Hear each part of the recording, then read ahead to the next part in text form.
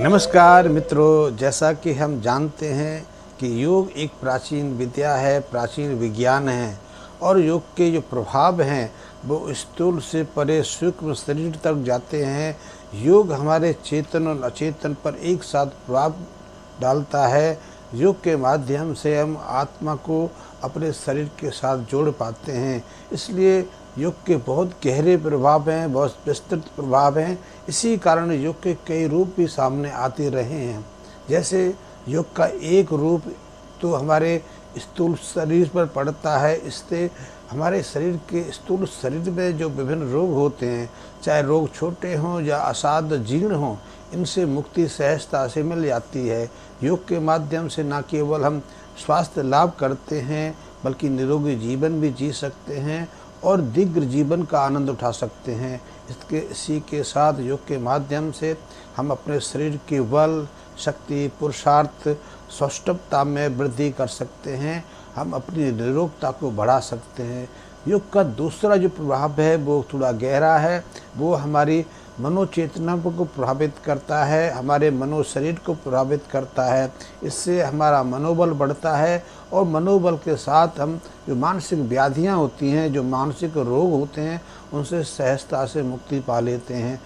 मनोरोगों से मुक्ति पाना तो आज आधुनिक चिकित्सा विज्ञान को भी ज़्यादा कामयाबी नहीं मिली है। यदि आधुनिक चिकित्सा विज्ञान में मनोरोगों की जो उपचार प्रक्रिया है, आप उसका पालन करते हैं, उसका निर्वाह करते हैं, तो उससे क्षणिक लाभ तो अवश्य मिलता है, लेकिन दीर्घ लाभ के रूप में देखें तो उसके बाद आप ज़्यादा पीड़ित होते हैं। यहाँ तक कि आप अपने जीवन को आत्मग्लानि से भरकर आत्महत्या तक करने पर विवश हो जाते हैं। आपकी स्मृति गायब हो जाती है और बहुत सारे उसके साइड इफ़ेक्ट मिलते हैं।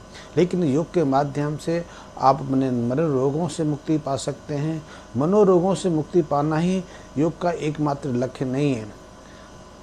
यदि आप स्वस्थ हो सकते हैं, आप धनवान हो सकते हैं, आप कई मकान के स्वामी हो सकते हैं, कार बंगले वाले हो सकते हैं, शायद आपके पास करोड़ों करोड़ों रुपए का बैंक बैलेंस भी हो, लेकिन आवश्यक नहीं कि आप संतुष्ट हों, प्रसन्न हों, उत्साहित हों, मिलनसार हों, आपकी भावनाएं आपके नियंत्रण में हों, आप लड़ाई झगड़े से दूर रहते हों। तो ये सब मानसिक व्याधियां हैं, वो उसके साथ जुड़ी रहती हैं। लेकिन ऐसी मनोव्याधियों से भी योग के माध्यम से सहजता से मुक्ति पा सकते हैं। आप मन को प्रसन्न कर सकते हैं, संतुष्टि कर सकते हैं। फ्रस्ट्रेशन जैसी आत्मग्लानि है, जो आत्महीनता का भाव रहता है, डर वहम रहते हैं, मानसिक कुंठा रहती है, मानसिक तनाव में रहते हैं, ऐसे सब प्रकार की जो मनोव्याधियाँ हैं उनसे भी आप सहजता से मुक्ति पा लेते हैं।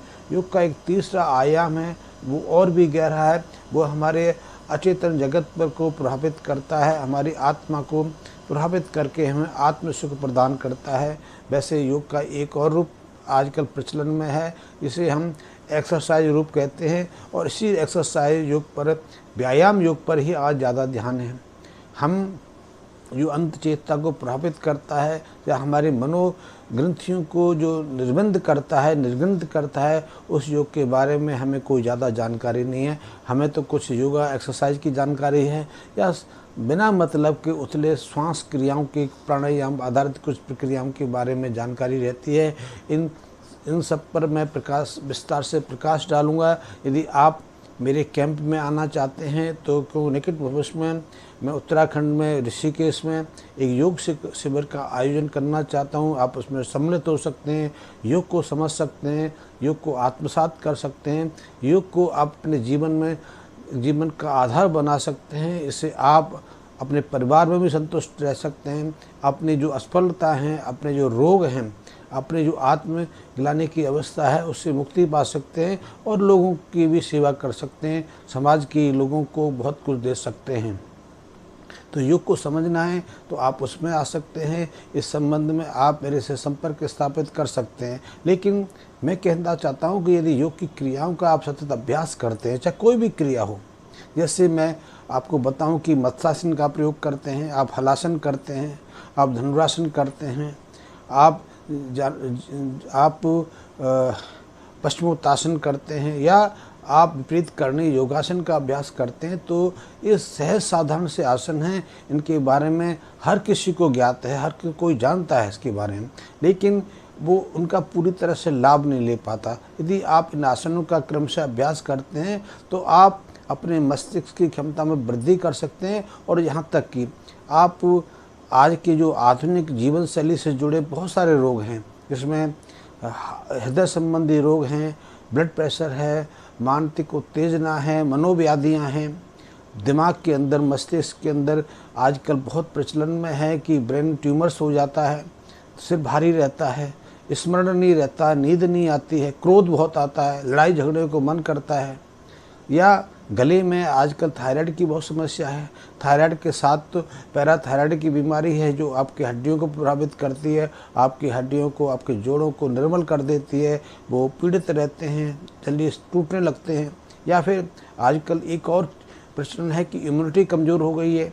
आप किसी मरीज़ को किसी बड़े अस्पताल में भर्ती कराते हैं, वहाँ लाखों रुपए की दवाइयाँ खर्च की जाती हैं, लाखों रुपए के इंजेक्शन, और आपको इन्फ्यूजन दे दिया जाता है। डॉक्टर कहता है कि रोगी की इम्यूनिटी शक्ति बहुत कमज़ोर है, इम्यून सिस्टम रिस्पॉन्स नहीं दे रहा है, इसलिए जितनी दवाइयाँ हैं वो प्रभावी नहीं, कारगर नहीं है। इसलिए बहुत सारे लोग आईसीयू वगैरह यूनिट में देखें तो ज़्यादातर लोगों की मृत्यु या तो फेफड़ों के इन्फेक्शन से होती है, उसको निमोनिया कह लें, चेस्ट इन्फेक्शन कह लें, या जो छाती में पानी भर जाना कह लें, श्वास की व्याधि का रूप दे दें, या फिर हृदय का कार्य ना करने के कारण होती है। इन दोनों व्याधियों के बाद मस्तिष्क पर गहरा प्रभाव पड़ता है, तो मस्तिष्क की आघात होता है, मस्तिष्क काम करना बंद कर देता है, व्यक्ति की मृत्यु हो जाती है। लेकिन इन सहज व्याधियों से आप सतत अभ्यास से, योग की कुछ क्रियाओं के माध्यम से नियंत्रण पा सकते हैं, और कम से कम ऐसी व्याधियों से, ऐसे रोगों से तो अपने को दूर रख सकते हैं। और यदि आप दूर रहेंगे, आप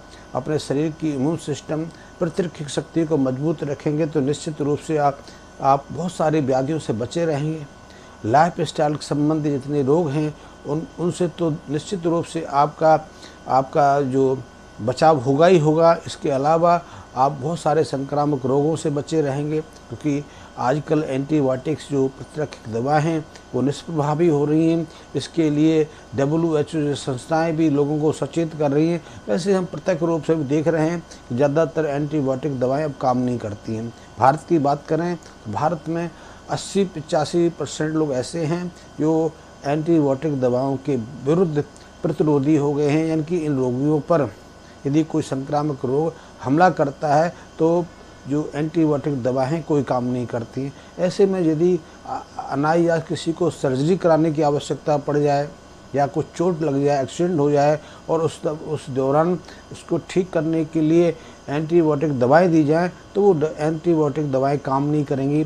ऐसे में क्या होगा, ये सोच का प्रश्न है। लेकिन यदि आप योग का सतत अभ्यास करते हैं तो इनके माध्यम से आप निरोगी भी रह सकते हैं, और ऐसी जो कठिन स्थिति होने वाली है उससे आप अपने को बचा सकते हैं। तो यदि आप घर पर हैं तो आप खाली पेट प्रातःकाल या जब भी समय मिले, कम से कम खाना खाने के 2-2.5 घंटे के बाद आप हलासन का प्रयोग कर सकते हैं, धनुरासन का प्रयोग कर सकते हैं, आप मत्स्यासन का प्रयोग कर सकते हैं, पश्चिमोत्तासन का प्रयोग कर सकते हैं, जानु शीर्षासन का प्रयोग कर सकते हैं, शीर्षासन का प्रयोग कर सकते हैं, और विपरीत करनी जो क्रिया है उसका अभ्यास कर सकते हैं। इसके माध्यम से आपके गले पर, आपके छाती के ऊपर के अंगों पर विशेष असर होता है, क्योंकि जब ऐसे आसन करते हैं तो आपके शरीर का जो नीचे का हिस्सा है उसका रक्त प्रवाह अनायास आपके वक्षी की तरफ, हृदय क्षेत्र की तरफ बढ़ जाता है, मस्तिष्क को ज़्यादा मिलता है, इसलिए आपकी फ्रस्ट्रेशन दूर होती है। मस्तिष्क को न केवल खून ज़्यादा मिलता है बल्कि पोषक तत्व भी ज़्यादा मिलते हैं, तो उसकी जो कोशिकाएं हैं उनको नया जीवन मिलता है। आपको एक असंतुष्टि का भाव मिलता है, नींद अच्छी आती है, मन और स्वभाव बदलता है, मिलनसार स्वभाव के हो जाते हैं। और इनके अलावा यदि आपके छाती के ऊपर के हिस्से में कहीं कोई व्याधि पैदा होने लगी है, कोई जीर्णता आ गई है, या कोई जो आपको दिखाई नहीं दे रहा है, पता नहीं चल पा रहा है, डॉक्टर डायग्नोस नहीं कर पा रहे हैं, कोई व्याधि शुरू हो गई है, तो सिर्फ इस आसन के प्रयोग से वो व्याधि दूर हो जाती है। क्योंकि इस आसन के माध्यम से हमारे सूक्ष्म केंद्र हैं वो भी सीधे सीधे प्रभावित होते हैं। यदि बात मैं थायराइड ग्रंथि की करूँ, पैराथायराइड ग्रंथि की करूँ, या मैं थाइमस ग्लैंड की करूँ, तो इस योगासनों के माध्यम से ये सीधे सीधे प्रभावित होएं। आपके मस्तिष्क के अंदर ये पीयूष ग्लैंड है वो प्रभावित होता है, मस्तिष्क के सारे केंद्र से प्रभावित होते हैं। तो आप कम से कम ये आसन करते रहिए। इनके संबंध में कोई विस्तृत जानकारी चाहिए तो आप मेरे से ले सकते हैं। और यदि योग में आपकी रुचि है, आप योग को अपना एक पड़ाव देना चाहते हैं, योग में आगे बढ़ना चाहते हैं, और मेरा बढ़ने का या आपका इसको जीवन शैली के रूप में अपनाने के लिए नहीं कि आप इसको व्यवसाय बनाएं, लेकिन स्वस्थ रहना चाहते हैं, क्योंकि आज जीवन का प्रथम लक्ष्य स्वस्थ रहना है। स्वास्थ्य का कुछ नहीं भरोसा। एक अच्छा भला आदमी, स्वस्थ आदमी जो घर से ऑफिस निकलने के लिए तैयार है या किसी व्यापार का कॉन्ट्रैक्ट करने की तत्पर है, अचानक पता चलता है कि उसको बेहोशी आ गई, उसको हार्ट अटैक आ गया, उसको ब्रेन स्ट्रोक आ गया, या और कोई अचानक, आज स्वास्थ्य के बारे में कुछ सुनिश्चित नहीं है। आप कितने धनी हैं, कितने प्रतिष्ठित हैं, किस पद पर हैं, कितने महत्वपूर्ण व्यक्ति हैं, उसकी कोई आज उपयोगिता नहीं रहेगी जब तक आप स्वस्थ हैं, निरोगी हैं, जीवित हैं, तब तक उसका प्रमुख है। अन्यथा तो परिवार में भी आपका कोई स्थान नहीं, समाज में कोई स्थान नहीं, और जिस विभाग में आप कार्यरत हैं उसमें भी आपकी कोई नहीं सुनता, क्योंकि आप यदि स्वस्थ हैं तो आपकी कीमत है, आपकी उपयोगिता है, आपकी प्रतिष्ठा है, आपका प्रभाव है। तो आप स्वस्थ रहेंगे तो कुछ कर पाएंगे, अन्यथा आपकी धन दौलत, संतान, प्रतिष्ठा कोई काम आने वाली नहीं है। स्वस्थ रहिए। स्वस्थ रहना हमारे जीवन का पहला लक्ष्य भी है। इसीलिए पुराने समय से हम सुनते आए हैं कि स्वास्थ्य जीवन की पहली निधि है, अमूल्य निधि है, इसकी कोई कीमत हम नहीं दे सकते।